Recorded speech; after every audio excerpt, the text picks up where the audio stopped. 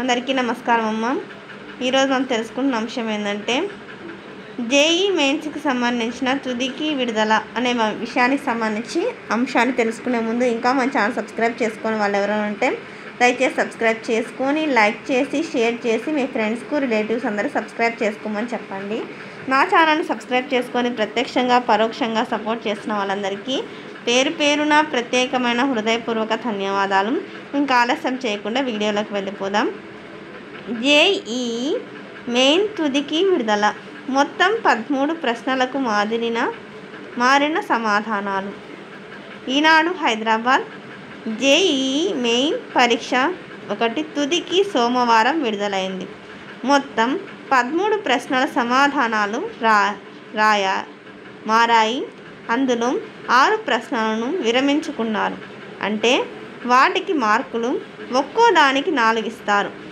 ఎన్ఐటీలు, triple ఐటీల్లో BTech కోర్సుల్లో ప్రవేశానికి దేశవ్యాప్తంగా జనవరి 22, 23, 24, 28, 29 తేదీల్లో పేపర్ 1 పరీక్షలు జరిగాయి. మొత్తం సుమారు 9 లక్షల మంది వరకు హాజరై ఉంటారని అంచనా. ఆ ఫలితాలు పర్సెంటేజ్ స్కోర్ ఈ నెల 21వ తేదీ నాటికి విడుదల చేస్తామని గతంలో జాతీయ పరీక్షల సంస్థ ఎన్టీఏ ప్రకటించింది. తుదికిని సోమవారమే విడుదల చేసింది. సాధారణంగా తుదికి విడుదలైన తర్వాత కొద్ది గంటల్లోనే ఫలితాలు వెల్లడిస్తారు. అయితే సోమవారం రాత్రి 11 గంటలకు ఫలితాలు విడుదల చేయలేదు.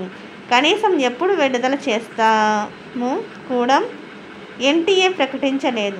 దీంతో ఫలితాల కోసం లక్షల మంది విద్యార్థులు కంప్యూటర్ల ముందు కూర్చొని గంటల తరబడి వేచి చూస్తున్నారు. ఏప్రిల్ 1 నుండి 8వ తేదీ మధ్యలో చివరి విడత ఆన్లైన్ పరీక్షలు జరుగుతాయి. కొందరు 2వ విడత పరీక్షలు రాస్తుంటారు. రెండింటిలో ఉత్తమ స్కోర్ను పరిగణలోనికి తీసుకొని ర్యాంకులు కేటాయిస్తారు. వాటిలో సామాజిక వర్గాల వారి రిజర్వేషన్ల ప్రకారం మొత్తం 2.50 లక్షల మందిని మే 18వ తేదీన జరిగే జేఈ అడ్వాన్స్డ్కు హాజరయ్యేందుకు అవకాశం కల్పిస్తున్నారు. అందరికీ ధన్యవాదాలమ్మా. ఇంకా మన ఛానల్ సబ్స్క్రైబ్ చేసుకొని వాళ్ళేమంటే దయచేసి సబ్స్క్రైబ్ చేసుకొని లైక్ చేసి షేర్ చేసి మీ ఫ్రెండ్స్కు రిలేటివ్స్ అందరూ సబ్స్క్రైబ్ చేసుకోమని చెప్పండి.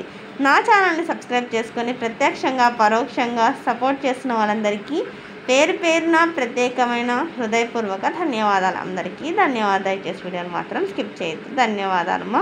ఎవరైనా సబ్స్క్రైబ్ చేసుకోవాలంటే సబ్స్క్రైబ్ చేసుకోండి. ధన్యవాదములు.